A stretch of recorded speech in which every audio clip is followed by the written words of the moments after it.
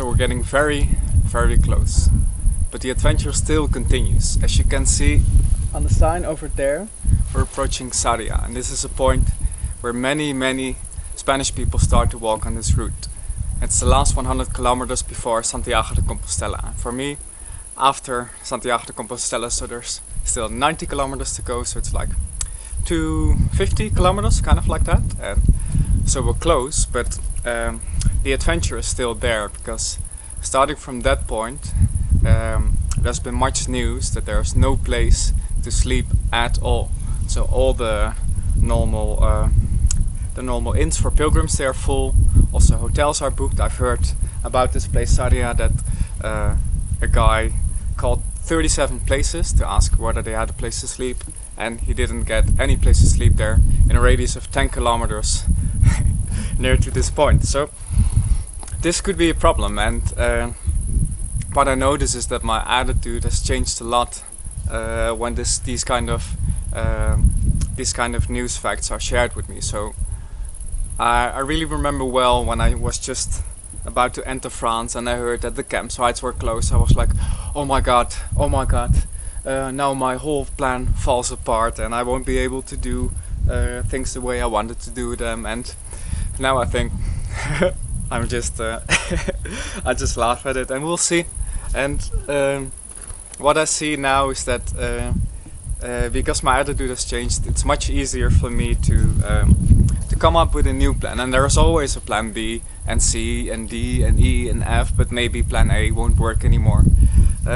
So we'll see. So plan B could be to be the first at an inn for pilgrims where there's no reservation, so I can just be first.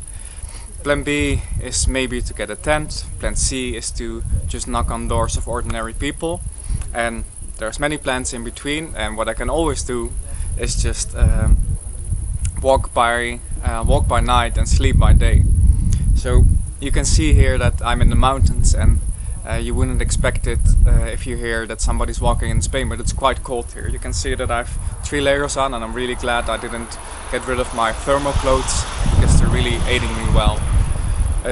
So basically sleeping outside, I think even with a tent here you'd have to get really good equipment, because it gets like 6 degrees, and I think my sleeping bag can only take me to 10, and I think this is not a good option. And even more so because I don't have a tent anymore.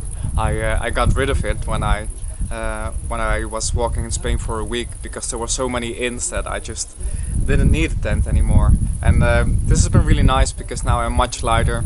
I think I have 13 and a half kilos left, where I used to have 16 kilos. So I really enjoy this, and I don't really plan to get another tent, and we will just see what happens. And I'm not really afraid. And this was it was really nice to meet this person, the guy I told you about, who had to call all these places and didn't find a place to sleep. And I think I saw like a past version of myself, like only 3 months passed, but I think I've changed so much. And I saw that he was kind of scared for this, as I was before. But then I think I showed him to take it as an adventure, and to there's always other plans. And I think it's really beautiful to see that what I've learned myself I can also pass on. And this happens all the time here on the Camino Frances. This is the most popular route in Spain, and it's a beautiful place to meet people and to have a good time, to learn from each other, and everybody is willing to share their life story. And it's a beautiful place, and I would definitely recommend to go here. Another fact I didn't share with you is that because of the COVID situation, there's only 1/3 of the normal places in most sleeping places in the region of Galicia, and they're thinking about changing this, but probably not just yet. So that's a good thing. So I can get to have a bit more adventure, even more so when I thought that my adventure was already done. So I think I'm just happy with this, and we will see. We will get there. I don't know if I have to go for plan A or B or C or Z. We will see. And I'm really enjoying myself, and I hope you guys are having a good time too. And I wish you all the adventure in your life that you can cope with, and perhaps a little bit more, so that you can see that you can cope with a little bit more. Alright, that's it.